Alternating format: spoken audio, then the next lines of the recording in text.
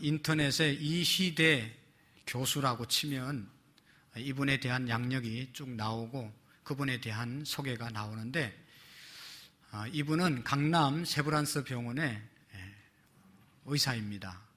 근데 이분은 우리나라에서 유방암 수술하는데 가장 권위 있는 전문가입니다. 근데 놀라운 것은 이분이 1년에 600건 이상의 수술을 한다는 겁니다. 그래서 600건을 하려면 여러분 공휴일 빼고 하루에 2건 이상, 3건씩 수술을 해야만 600건 이상을 할 수가 있는 것이죠. 너무너무 훌륭한 그런 분이었는데 지난 5월 18일인가 세상을 떠나긴 했습니다만은, 이분이 여러분 대장암 4기가 되었습니다. 그리고 암 수술을 3번이나 받았습니다.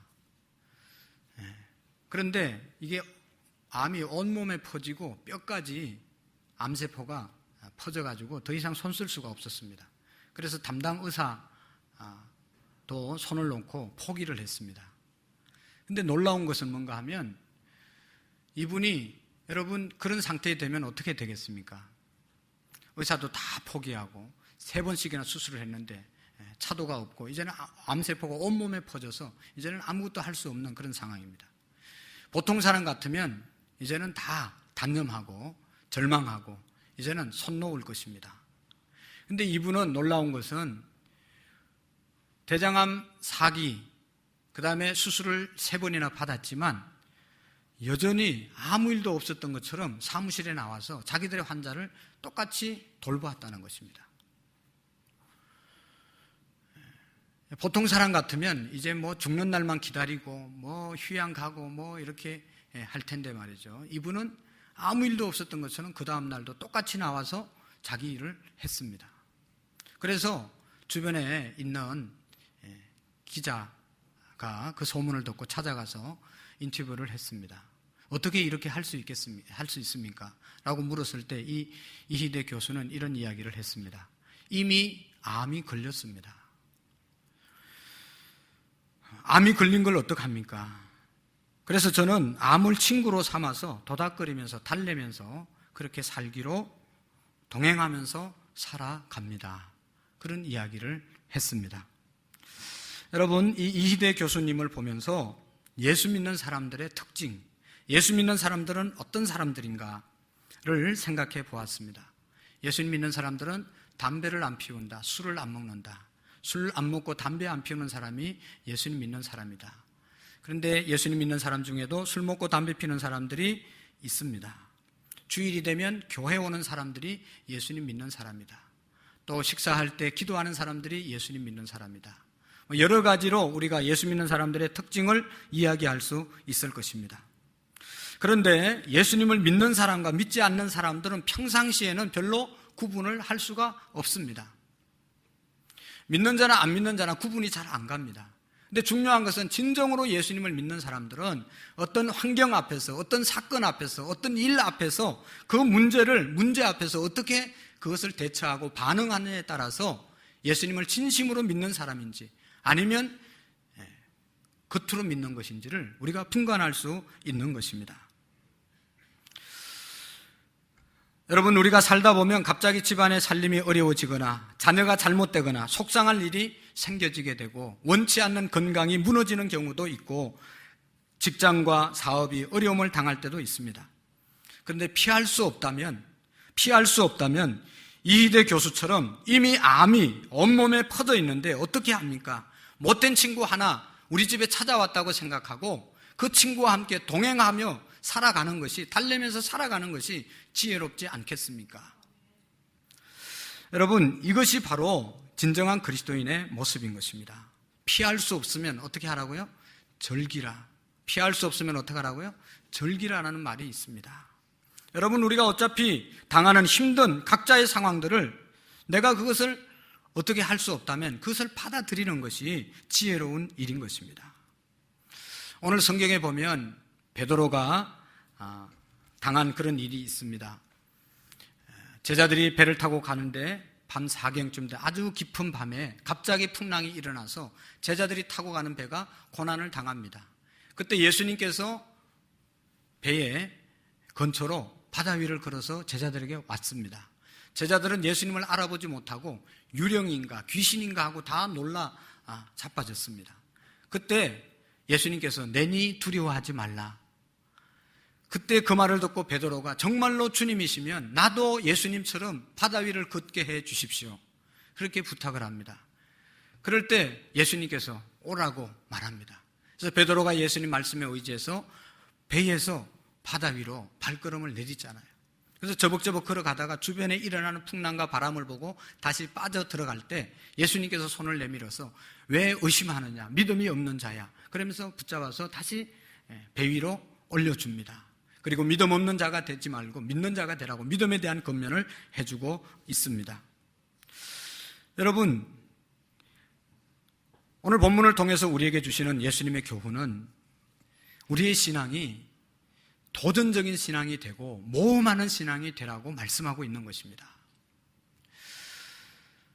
베드로처럼 배 위에 그냥 거기에 안주해 있지 말고 바다 위를 걷는 그런 믿음의 사람이 되라고 말씀하고 있는 것입니다.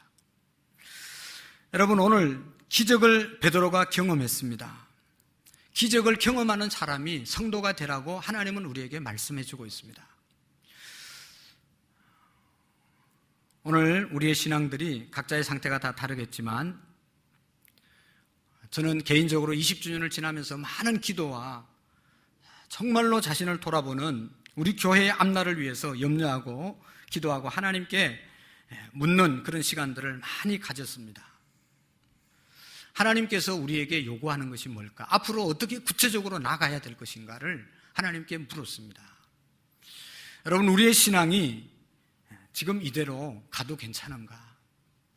하나님께서는 우리에게 말씀합니다. 도전적이고 진취적인 신앙을 가지라고 말씀하고 있는 것입니다. 오늘 성경 베드로 사도가 무리를 걸었던 것처럼 오늘 우리도 무리를 걷는 기적을 경험할 수 있는 그런 믿음으로 도전하라고 말씀하고 있습니다.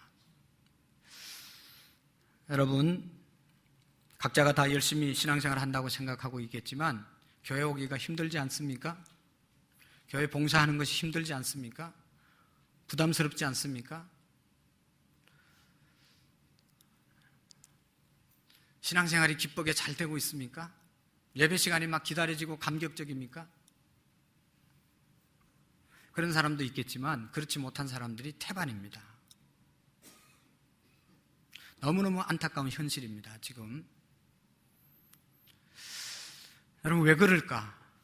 열심이 없어요, 다들. 열심이 없습니다. 열심으로, 기쁨으로, 막 즐거움으로 그렇게 하는 사람들이 많지 않습니다. 의무감으로 할 때가 더 많습니다. 왜 그럴 것 같습니까? 하나님을 만나는 경험이 없기 때문에 그렇고 하나님이 주시는 기적을 경험하지 못하기 때문에 그런 것이죠.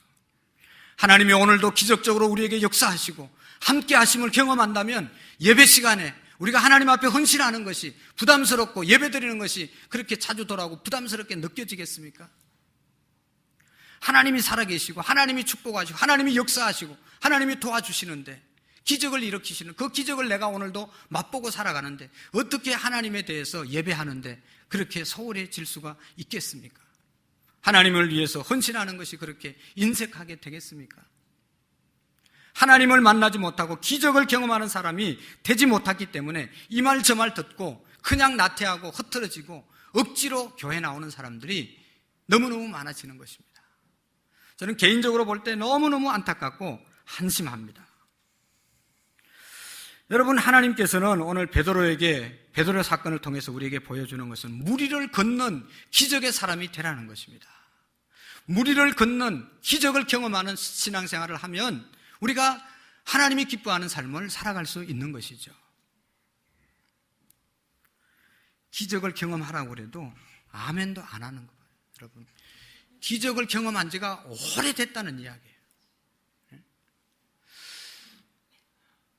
오늘 2부 예배 때도 너무너무 흥분이 돼가지고 제가 그렇게 말씀을 드렸는데, 여러분, 하나님께서 오늘 우리에게 원하시는 신앙은 도전하는 신앙,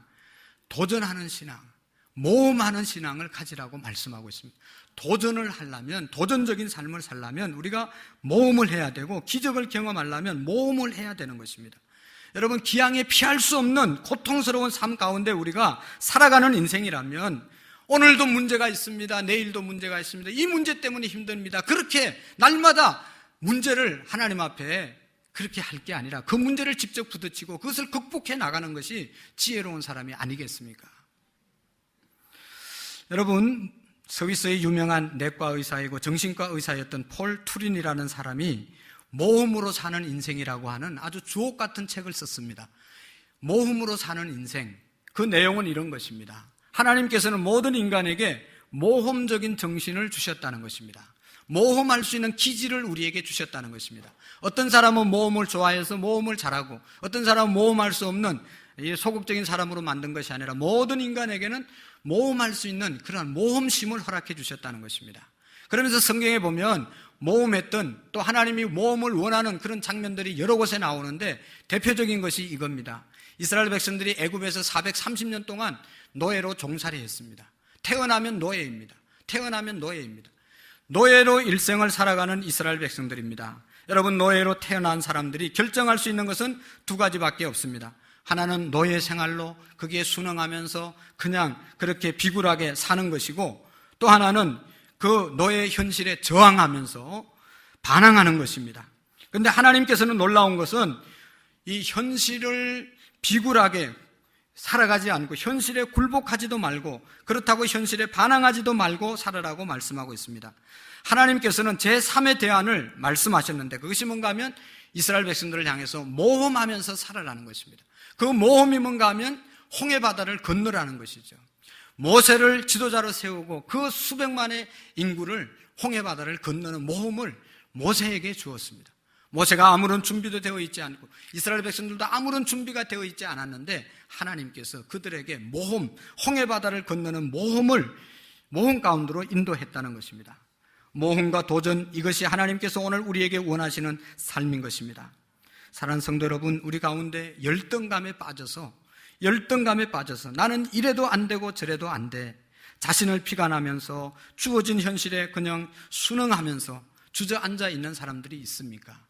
아니면 안 되는 일들이 너무 많아서 인생이 그냥 삐딱한 시선으로 인생을 쳐다보면서 비판하고 부정적으로 이 세상을 비관적으로 살아가는 사람들은 안 계십니까? 여러분, 이 두 가지 다 하나님께서 원하시는 모습이 아니라는 것을 기억해야 합니다. 오늘 하나님께서 우리에게 원하시는 것은 도전하고 모험하라는 말씀인 것입니다. 제3의 길을 찾으라고 말씀하고 있습니다. 하나님께서는 도전하고 모험하는 사람을 통해서 하나님의 뜻을 이루어 가십니다. 여러분, 누가복음 1장 38절 말씀을 한번 보실까요? 시작. 마리아가 이르되 주의 여종이오니 말씀대로 내게 이루어지이다 하매 천사가 떠나니라. 아멘. 자, 저 말씀이 뭔가 하면 처녀 마리아에게 하나님께서 천사를 통해서 너에게 아들이 있을 것이다, 너를 통해서 메시아가 태어날 것이다, 그런 말씀을 합니다. 여러분, 이 말씀을 듣고 마리아가 주의 계집종이 오니 말씀대로 이루어지이다 이렇게 고백했을 때 천사가 떠났다고 말씀했습니다. 아마도 천사가 도와주려고 왔다가 마리아가 너무 믿음이 좋으니까 떠나간 것 같아요. 근데 마리아가 주의 계집종이 오니 주의 말씀대로 이루어지이다, 주의 말씀이 나를 통해서 이루어지기를 원합니다, 그렇게 순종을 했습니다. 그런데 여러분, 이 순종이 보통 순종이 아니고 요즘도 처녀가 애를 가졌다고 하면 다 한 번씩 쳐다보고 손가락질하는 시대가 아닙니까? 2000년 전에 처녀를 통해서 아들을 낳겠다고 하는 그 말씀을 어떻게 순종할 수 있겠습니까? 고대 건동 지방의 이스라엘 유대 사람들에게는 이런 일이 있으면 돌로 쳐서 바로 죽이는 그런 시대였습니다. 그럼에도 불구하고 하나님의 말씀에 이 마리아가 순종했다는 것입니다. 주의 말씀이 내게 이루어지옵소서, 그 말씀 앞에 이런 말씀을 하며 주의 계집종이오니, 나는 주의 계집종입니다. 그 말씀은 뭔가 하면 나는 종이고 나를 책임지는 주인 하나님이 계시지 않습니까? 그렇기 때문에 나는 하나님의 말씀에 모험을 합니다, 내가 순종합니다, 그런 뜻입니다. 죽을 수도 있는 그런 상황이었지만 나의 주인 되신 하나님께서 나를 책임져 주실 줄로 믿습니다. 그런 믿음을 가지고 모험을 했던 것입니다. 우리가 자주 하는 불평이 무엇입니까? 나는 왜 이렇게 살아야 하는가? 왜 우리의 가정은 이렇게 힘든가? 왜 나는 하는 대로 되는 것이 없는가? 왜 내게 복을 안 주시는가? 힘든 것을 우리는 원망하고 불평하고 살아갑니다. 왜 이럴까? 그런데 여러분, 정직하게 자신을 돌아보시기를 바랍니다. 우리 주님께서 우리에게 마리아와 같은 모험 정신을 요구하신 적이 없습니까? 그런데 우리는 어떻게 했습니까? 마리아처럼 저는 도저히 수용하기 힘든데 하나님의 말씀이기 때문에 내가 순종하겠습니다. 그렇게 순종해 보셨습니까? 매출이 점점 떨어지고 수입이 점점 떨어지는데 11조를 어떻게 드릴 수가 있겠어요? 아이가 고3인데 어떻게 매주일마다 꼬박꼬박 아이가 교회 가서 예배를 드릴 수 있겠어요?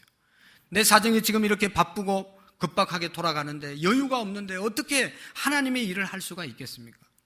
내가 이렇게 피곤하고 힘든데 어떻게 새벽 제단을 쌓을 수 있겠습니까? 하나님 앞에 그렇게 타협하지 않습니까? 그래서 우리는 적당하게 드리기 때문에 지금 이만큼 사는 거예요. 다 드리고 또 다 하나님 앞에 헌신하고 이렇게 안 해서 또 그래서 이만큼 나름대로 머리를 굴러가면서 가정을 꾸며가고 우리의 자녀들이 나름대로 열심히 공부해서 좋은 대학을 다니고 있고 그럴 수 있습니다.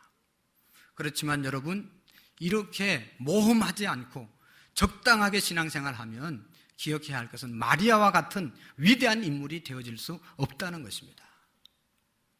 마리아와 같은 그런 하나님의 기적과 능력을 경험할 수가 없습니다. 여러분, 베드로가 무리를 걸을 수 있었던, 기적을 경험할 수 있었던 것은 예수님의 말씀에 순종해서 그 배 위에서 내려와서 무리를 저벅저벅 걸었기 때문에 기적을 경험하고 바다 위를 걷는 사람이 되어졌던 것입니다. 여러분, 어떻게 바다 위를 한 번도 걸어본 사람이 없는데 어떻게 내디딜 수 있겠어요? 그러나 베드로는 예수님 말씀을 믿고 모험해서 발을 내딛었던 것입니다. 그래서 기적을 경험한 줄로 믿습니다. 사랑하는 성도 여러분, 마리아와 같은 여자의 삶의 태도에서도 놀라운 변화를 일어나지 않았습니까? 그런데 나는 왜 내 자신의 인생이 변화가 없을까요? 우리 자신은 왜 변화가 없을까요? 여러분, 생각해 보시기를 바랍니다. 우리의 마음에 신앙의 도전이 일어나야 되는 것입니다. 여러분, 자기 자신에 대한 거룩한 불만을 좀 가지시기를 바랍니다. 나도 변해야 된다. 나도 변해야 된다. 여러분, 변해야 되지 않습니까? 언제까지 한 발은 세상, 한 발은 교회 내딛고 살아갈 수 있겠습니까? 변해야 됩니다. 바다 위를 걸을 수 있는 모험을 우리가 해야 되는 것입니다. 베드로처럼 무리를 걷는 인생에 도전하는 모험이 우리에게 있기를 바랍니다. 저도 20년 전에 교회를 개척할 때 가진 물질도 없고 재능도 없고 주변에 인적 자원도 없고 아무것도 없어서 할 수 없는 그런 상황이었지만 모험을 한 겁니다. 여러분, 모험하는 인생이 기적을 경험할 수 있는 것입니다. 그 다음에 두 번째로 우리가 도전할 수 있는 사람, 기적을 경험할 수 있는 사람은 여러분, 하나님의 뜻을 구하는 사람입니다. 다시 말하면 기도하는 사람이 도전하는 신앙에 기적을 경험하는 신앙이 되어질 수 있습니다. 우리 선생님들이, 주일학교 교사들이 참 고생을 많이 하는데 하나님의 말씀을 깊이 잘 읽어보지 않고 가르칠 때가 종종 있습니다. 본문의 말씀과 다르게 설명할 때가 있습니다. 오늘 본문의 말씀을 가지고 어떤 교사가 이렇게 설교를 했습니다. 말씀을 전했습니다.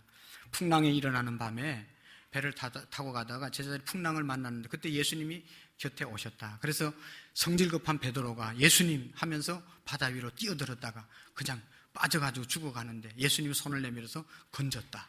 베드로는 성질이 급한 놈이다. 그렇게 이야기. 근데 여러분, 마태복음 14장을 보면 베드로가 성질 급하다는 얘기가 하나도 없습니다. 베드로가 성질 급하게 행동한 것이 하나도 없습니다. 여러분, 오늘 베드로가 무리를 걷는데 어떻게 하는가 하면 하나님 앞에, 예수님 앞에 먼저 확인하고 발을 내딛습니다. 오늘 14장 28절 말씀에 보시면 주여 만일 주님이시거든 나를 명하여 무리로 무리로 오라 하소서 하니 라고 말씀하고 있습니다. 베드로가 예수님께 확인합니다. 내가 물속에 들어가도 되겠습니까? 나로 걷게 해 주시옵소서. 그렇게 예수님께 기도하고 예수님께서 오라 하시니 그때 베드로가 배 위에서 발을 내딛었다는 것입니다. 베드로는 무리로 들어가기 전에 예수님의 철저한 검증을 받았습니다. 요즘 말로 말하면 기도하고 응답받고 모험을 감행한 것이죠. 무리로 걸어갔다는 것입니다. 예수님이 해도 좋다고 하는 허락을 받고 그 다음에 움직였습니다. 여러분, 우리 중에는 하나님께서 우리에게 모험을 원하신다. 하나님은 모험을 좋아하신다. 그래서 자기도 모험을 좋아하는 사람이 있습니다. 무조건 모험을 좋아합니다. 그래서 잘 다니던 직장도 자기가 싫어지니까 힘들어지니까 모험한다고 그냥 직장을 그냥 아무런 대책 없이 그만두는 사람도 왕왕 있습니다. 여러분, 그건 모험이 아닙니다. 하나님 앞에 기도해보고 하나님이 그만두라고 하면 또 다른 대책이 있다고 알려주면 그때 그만둬야지 되는 것이지, 아무 대책도 없이 하나님께서 모험을 좋아한다고 모험하기 위해서 직장을 그만두는 것은 그건 하나님이 원하는 모험이 아닌 것입니다. 중요한 사실은 모험을 하되 하나님의 응답을 받고 해야 한다는 것입니다. 베드로가 그냥 물속에 뛰어든 것이 아니고 주님께서 그렇게 하라고 명령하셔서 뛰어들었다는 사실을 우리가 기억해야 합니다. 제가 20년 전에 교회를 개척하면서 아까도 얘기했지만 가능성이 없습니다. 여러 가지로 가능성이 없습니다. 그렇지만 저희 집사람하고 제가 금식기도 하면서 20일 동안 금식하며 기도하면서 하나님의 응답을 받고 한 겁니다. 여러분, 중요한 것은 우리가 하나님과 동행하는 삶을 사는 것이 중요한 것입니다. 하나님께서 말씀하시고 내가 응답하고 하나님께서 여러 가지로 인도하시는데 내가 기도함으로 다시 확인하고 그 다음에 행동하는 것이, 모험하는 것이 중요하다는 것입니다. 여러분, 우리가 성경을 많이 읽어야 됩니다. 그리고 그 성경 속에서 뭐를 말씀하시는지를 우리가 깨닫고 그 말씀에 내가 응답을 해야 하는 것이죠. 하나님과 인격적인 교제가 일어나야 되는 것입니다. 여러분, 초대교회 성도님들은 숫자가 적었습니다. 그러나 일당 100,000을 해냈습니다. 우리나라에도 초대 기독교가 들어왔을 때, 일본에 압제에 있을 때 독립운동을 일으켰던 대부분의 사람들이 기독교인들이었습니다. 사회를 이끌고 가고 사회에 빛을 발했던 사람들이 그리스도인들이었습니다. 놀라운 일을 해냈던 분들이 그리스도인들입니다. 그러나 여러분, 지금은 어떻습니까? 왜 그 일을 하지 못합니까? 사회의 빛이 되기보다는 사회의 그 염려거리가 되는 것이 교인들이 아닙니까? 저는 개인적으로 그렇게 된 이유 중에 하나가 하나님 앞에 우리가 기도하지 않았기 때문에 모든 능력을 잃어버렸다는 것입니다. 야고보서 4장 2절 말씀을 보시면 한번 읽어볼까요? 시작. 너희는 욕심을 내어도 얻지 못하여 살인하며 시기하여도 능히 취하지 못함으로 다투고 싸우는도다. 너희가 얻지 못하면 구하지 아니하며 때문이. 아멘. 욕심을 내고 얻기 위해서 싸움하지만 얻지 못하는 이유가 한 가지입니다. 정말로 하나님 앞에 무릎 꿇고 부르짖는 기도하지 않았기 때문입니다. 여러분, 초대교인들은 어떻게 기도했다고 그랬습니까? 기도하기에 전혀 힘쓰니라. 모일 때마다 주님 우리를 도와주시고 주님 능력을 달라고 하나님 앞에 간절히 날마다 기도했습니다. 교회는 하나님의 활동 무대입니다. 하나님의 일을 하는 곳이 교회입니다. 그런데 여러분, 오래전에 독일의 철학자 니체라는 사람이 하나님은 죽었다, 신은 죽었다, 독일 교회를 향해서 그런 말을 했습니다. 그래가지고 독일 교회가 벌떼같이 일어나가지고 그런 신성 모독하는 말을 했냐고, 사과하라고, 공개 사과하라고 막 빗발치게 항의를 했습니다. 그런데 이 니체가 뒤에서 이런 말을 했습니다. 더 심각한 이야기를 했습니다. 하나님이 죽지 않았다면 교회 안에서 너희들이 하는 일이 그게 제대로 된 일들을 하냐? 교회 안에서 그냥 자기들끼리 싸우고 자기들끼리 무슨 의견 다툼을 하고, 교회에서 하나님이 살아계시면 하나님이 원하시는 일을 해야 되는 것인데 하나님의 일은 하나도 하지 않고 자기들의 이권과 서로 시기하고 질투하고 싸움하는 일을 하는 이 교회가 하나님이 죽었지 어떻게 살아있냐고 말할 수 있냐, 그런 비판을 한 겁니다. 그러면서 한마디 더 했어요. 교회는 신의 무덤이다. 교회는 하나님이 죽어있는 그 무덤이 바로 교회다. 그런 이야기를 했어요. 여러분, 얼마나 안타깝고 통탄하고 우리가 정말로 이 분개해야 될 말이지 않습니까?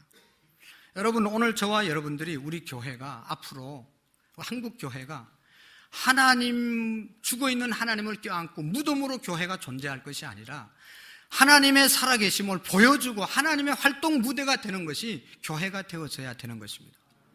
오늘 저와 여러분들이 되어져야 합니다. 우리가 신앙생활하고 살아계신 하나님을 믿어야 되는데 죽어있는 하나님 앞에 나와서 날마다 예배한다고 하는 것, 이 얼마나 잘못된 거예요. 하나님은 살아계십니다. 저와 여러분들을 통해서 하나님의 살아계심을 보여주어야 합니다. 하나님의 살아계심을 우리가 보여주기 위해서 다른 방법이 없습니다. 기도해서 하나님의 능력을 우리가 얻고 그 능력을 우리 삶 속에서 행하는 것이죠. 하나님을 만나면 가만히 있을 수가 없는 것입니다. 여러분, 우리 교회가 또 우리 한국 교회가 하나님의 무덤이 되어가지 않도록 우리가 하나님의 역사를 이루어가는 저와 여러분들이 되기를 원합니다. 이제 우리 교회는 더욱 하나님의 역사를 이루기 위해서 일어나야 할 때인 것입니다. 사탄은 날마다 이렇게 합니다. 기도하자고 하면 너무 바쁘잖아, 너무 피곤하잖아, 너무 힘들잖아, 오늘은 쉬고, 오늘도 피곤하잖아, 오늘도 쉬자. 전도하자고 하면 지금까지 열심히 해봤잖아, 열심히 안 됐잖아. 또 말씀을 읽으라면 또 나름대로 핑계를 댑니다. 여러분, 사탄은 우리를 다시 일어나지 못하도록 계속 핑계를 대게 만들고 계속 타협하게 만드는 것입니다. 오늘 우리가 깨달아야 되는 것, 도전하는 사람이 되라고 말씀하시는 이 말씀을 우리가 듣기를 원합니다. 하나님의 자녀가 무기력하게 사는 것이 옳지 않습니다. 또한 동시에 아무런 도전정신과 모험정신이 우리에게 있다 하더라도 기도하지 않으면 그 일을 우리가 이룰 수가 없다는 사실을 기억하시기를 바랍니다. 그래서 하나님의 은혜를 깨닫는 순간 하나님 앞에 나가 우리가 기도할 수 있기를 원합니다. 그리고 도전적인 신앙은 실패를 두려워하지 않는 것입니다. 우리가 기적을 경험하려면 실패를 두려워하지 않아야 합니다. 앞에서 살펴보았듯이 여러분, 베드로가 예수님의 말씀과 뜻과 상관없이 성격이 급해서 물에 뛰어든 것이 아닙니다. 분명히 예수님께서 오라고 말씀했습니다. 29절에 보면 오라 하시니 베드로가 배에서 내려 물 위로 걸어서 예수님께로 가되 말씀하고 있습니다. 예수님의 말씀에 순종해서 발을 내딛었는데 가다 보니까 물속으로 빠져가고 있었습니다. 여러분, 무엇을 말합니까? 말씀에 순종했음에도 불구하고 사업이 안 될 때도 있습니다. 말씀에 순종해서 주의를 잘 지키면서 나왔는데도 자녀들이 원하는데 앞길이 열려지지 않을 수도 있습니다. 내가 열심히 하나님의 일을 했는데도 몸이 아플 수도 있습니다. 그러나 여러분, 분명히 기억해야 할 것은 그것 때문에, 잘못된 것 때문에 절대로 망하지 않는다는 사실입니다. 내가 하나님의 말씀에 순종해서 일을 하다가도 잘못돼도 잘못된 것이 아니라 더 하나님의 은혜와 축복을 경험할 수 있는 계기가 되어지는 것입니다. 여러분 보세요. 베드로가 바람과 바다를 보고 빠져갔을 때 그냥 빠져 죽었습니까? 예수님이 다가오셔서 손을 붙잡고 다시 꺼내서 배 위로 앉히고 배가 평안해졌다고 말하고 있습니다. 오늘날 우리 그리스도인들은 너무나 약해져 있습니다. 이는 기도를 소홀히 한 이유 중에 하나입니다. 여러분, 참 부끄럽고 안타까운 것은 현대 목회는 대부분의 상처받은 성도들을 위로하러 다니다가 그것이 주 사역이 되어 버린 교회들이 많이 있습니다. 열심히 하던 교인들이 안 보이면 어떻게 됐습니까? 그러면 상처받았다. 왜 상처받았습니까? 들어보면 별일도 아닌데 상처받았다고 주저앉아 있는 사람들이 너무너무 많습니다. 여러분, 왜 이렇게 우리가 상처받는다고 또 상처를 쉽게 받습니까? 하나님이 우리에게 주신 그 강하고 담대한 야성, 믿음은 다 어디 갔습니까? 오늘 우리는 어지간 일에 놀라지도 말고 야성을 가지고 승리할 수 있기를 원합니다. 여러분, 베드로가 예수님 말씀에 순종해서 일시적으로 물에 빠져가는 이 어려움을 겪었지만 그렇기 때문에 예수님의 능력의 손을 다시 붙잡고 일어나는 경험을 하게 되었습니다. 다윗도 골리앗 같은 장수를 만났기 때문에 다윗이 위대해진 것이지, 아무런 전쟁도 안 하고 적이 없는 그런 상태에서 왕이 된 것이 아닙니다. 수없이 자기를 죽이려고 하는 사울 왕도 있었고, 그 모든 어려움을 극복하고 승리했을 때 다윗이 다윗 될 수 있었던 것입니다. 사랑하는 성도 여러분, 우리를 괴롭히는 것이 무엇입니까? 여러분, 우리가 무슨 문제 때문에 신음하고 있습니까? 지나온 삶을 잘 돌아보시기를 바랍니다. 지금까지 이런 어려움이 얼마나 많이 있었습니까? 문제는 항상 있는 겁니다. 이 문제 해결되면 저 문제 터지고, 저 문제 해결하면 또 다른 문제가 터지는 거예요.